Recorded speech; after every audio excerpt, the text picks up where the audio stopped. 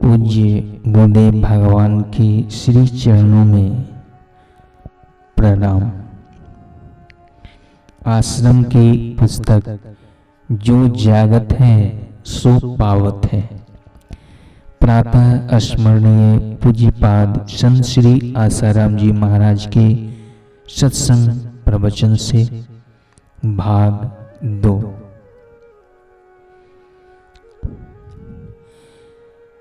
पूज्य गुरुदेव भगवान कहते हैं,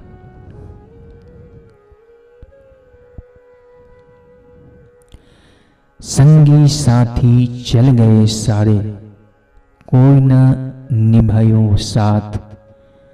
कह नानक यह विपत में टेक एक रघुनाथ। जब भगवान के सिवाय सब बेकार लगे तो समझो कि वह पहली भूमिका पर पहुंचा है। उसके लिए विघ्न बाधाएं साधन बन जाएगी, तपस्या बन जाएगी। विघ्न बाधाएं जीवन का संगीत है। विघ्न बाधाएं ना आए तो संगीत छिड़ेगा नहीं। भौरी कीड़े को उठाकर अपने बिल में रखती है। एक डंक मारती है, वह कीड़ा छटपटाता है। उसके शरीर से पसीने जैसा कुछ प्रवाही निकलता है। फिर भौरी जब दूसरा डंक मारती है तब कीड़ा तेजी से छटपटाता है और वह पसीना कड़ा हो जाता है, जाला बन जाता है। जब तीसरा है तो कीड़ा खूब छटपटाता है, बहुत दुखी होता है, मगर उस डंक के कारण पसीने में से जो जाला बना है उसी में से पंख फूट निकलते हैं और वह उड़ान भरता है। वैज्ञानिकों ने कीड़े में से मकड़ी बनने की इस प्रतिक्रिया को देखा। भौरी के द्वारा तीसरे डंक सहने की तीव्र पीड़ा से उन कीड़ों को बचाने के लिए वैज्ञानिकों ने एक बारीक कैंची बनाई और तीसरे डंक से कीड़ा छटपटाकर जाला काटे। उसकी अपेक्षा उन्होंने कैंची से वह जाला काट दिया। कीड़े को राहत मिली, पीड़ा तो नहीं हुई, मगर फिर उसके पंख भी नहीं फूटे। उड़ान भरने की योग्यता उसमें नहीं आई। ऐसे ही परमात्मा जब अपने साधक को अपनी दिव्य अनुभूति में उड़ान भरवाना चाहते हैं तब उसको चारों तरफ से विघ्न बाधाएं देते हैं ताकि उसका विचार बल, मनोबल, समझ शक्ति एवं आत्मशक्ति बढ़ जाए। मीरा के लिए परमात्मा ने राणा को तैयार कर दिया। नरसिंह मेहता का भाई ही उनका विरोध करता था। साथ में पूरी नगरी जुड़ गई। सबरी भिलनी हो, चाहे संत कबीर हो, चाहे एक नाथ जी हो या संत तुकाराम हो, कोई भी हो, लोग ऐसे भक्तों के लिए एक प्रकार का जाला बना लेते हैं। एकनाथ जी महाराज के खिलाफ हिंदू और मुसलमान दोनों ने मिलकर एक चंडाल चौकड़ी बनाई थी। जैसे कीड़े के लिए तीसरा डंक पंख फूट निकालने के लिए होता है, ऐसे ही प्रकृति की ओर से यह सारा खिलवाड़ साधक के उत्थान के लिए होता है। जिन्हें सत्संग का सहारा नहीं है, पहली दूसरी भूमिका में दृढ़ता नहीं है, वे हिल जाते हैं। बुद्ध के मन में एक बार आया कि यहाँ तो कोई पहचानता भी नहीं, खाने का भी ठिकाना नहीं है, लोग मुझ पर थूकते हैं, हालांकि मैं उन्हें कुछ कहता भी नहीं। यह भी कोई जिंदगी है, चलो वापस घर चलें। उस समय वे सिद्धार्थ थे। सत्संग का सहारा नहीं था। पहली भूमिका में दृढ़ता चाहिए।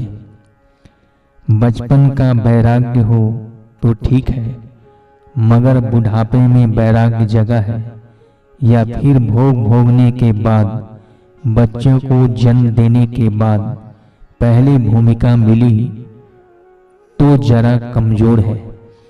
बुद्ध के मन में आया कि चलो घर जाएं। उन्हीं विचारों में खोए से बैठे थे।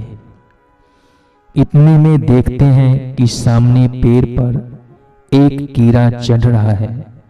हवा का झोंका आया और गिर पड़ा।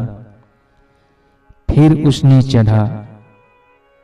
चढ़ना शुरू किया। हवा का दूसरा झोंका आया और फिर गिर पड़ा।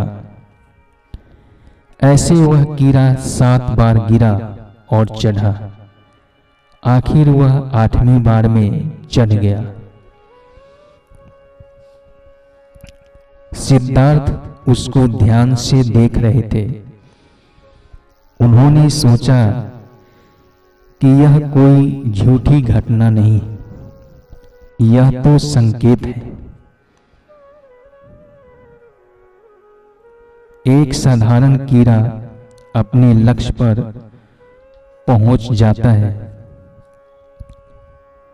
और मैं इंसान होकर पीछे हट जाऊं। सिद्धार्थ को पहली भूमिका थी। अपने आप संस्कार जग गए।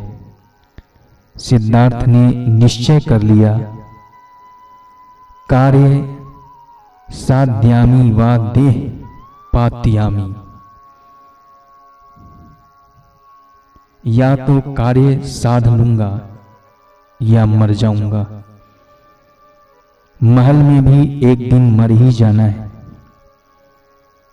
साधना करते करते भी मर जाऊंगा तो कोई हर्ज नहीं। ऐसा सोचकर पक्की गांठ बांध ली और चल पड़े। 7 साल के अंदर ही उन्हें परम शांति मिल गई। अब आदमी के शुभ विचार जगते हैं।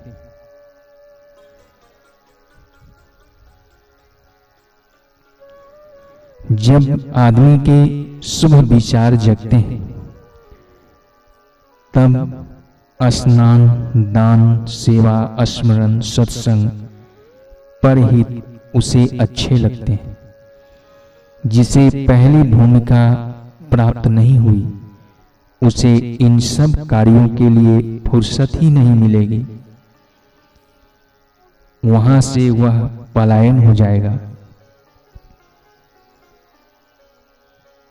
उसे वह सब अच्छा नहीं लगेगा। वाहवाही पाने, यश कमाने को तो आगे आ जाएगा, पर फिर खिसक जाएगा। ऐसे लोग फिर पशु, पक्षी, कीट की निम्न योनियों में जाते हैं। दूसरी भूमिका होती है शुभेच्छा। ऐसे दिन कब आएंगे कि परमात्मा मिले? ऐसे दिन कब आएंगे कि सुख दुख में सम रहूं? ऐसे दिन कब आएंगे कि देह से देहातीत तत्व का साक्षात्कार हो जाए? अफसर, साहब, सेठ, साहूकार बन गए, मगर आखिरी क्या? ऐसा विचार उसे आता रहता है। यह दूसरी भूमिका जिसे प्राप्त हो गई, वह घर में भी है तो घर वाले उसे दबा नहीं सकेंगे। सत्संग और सत्कर्म में रुचि रहेगी। भोग वासना फीकी पड़ जाएगी, मगर फिर रोकने वाले आ जाएंगे।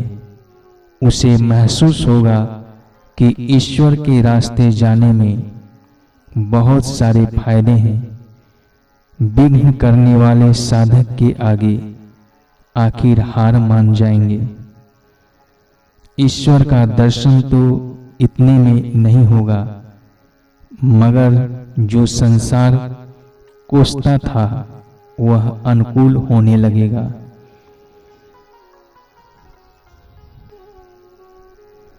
उसके बाद तीसरी भूमिका आएगी। उसमें सत्संग के वचन बड़े मीठे लगेंगे। उन्हीं वचनों का निधिध्यासन करेगा, ध्यान करेगा, श्वासों श्वास को देखेगा। मैं आत्मा हूँ, चैतन्य हूँ, ऐसा चिंतन ध्यान करेगा। गुरुदेव का ध्यान करेगा तो गुरुदेव दिखने लगेंगे। गुरुदेव से मानसिक बातचीत भी होगी। प्रसन्नता और आनंद आने लगेगा।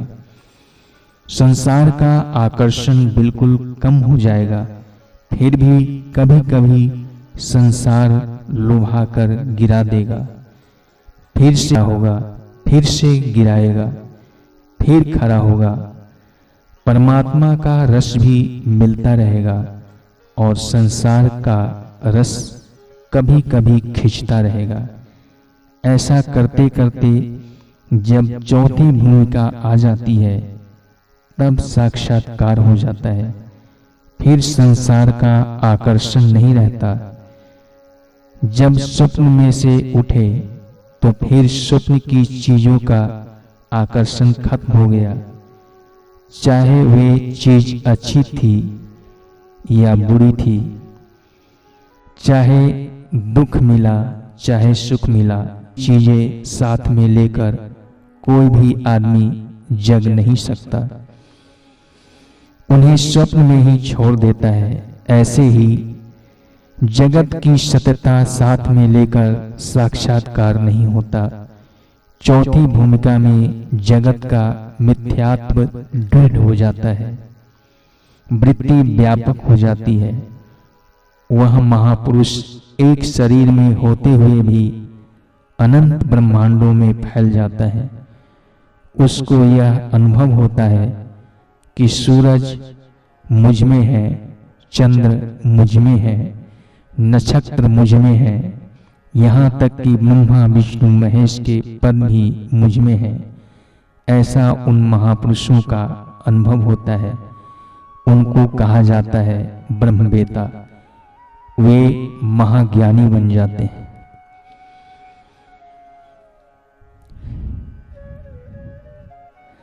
ब्रह्मज्ञानी को खोजे महेश्वर। ब्रह्मज्ञानी आप परमेश्वर। ब्रह्मज्ञानी मुगत युगत का दाता। ब्रह्मज्ञानी पूरन पुरुष विधाता। ब्रह्मज्ञानी का कथ्या न जाई, आधा आखर। नानक ब्रह्मज्ञानी सबका ठाकुर।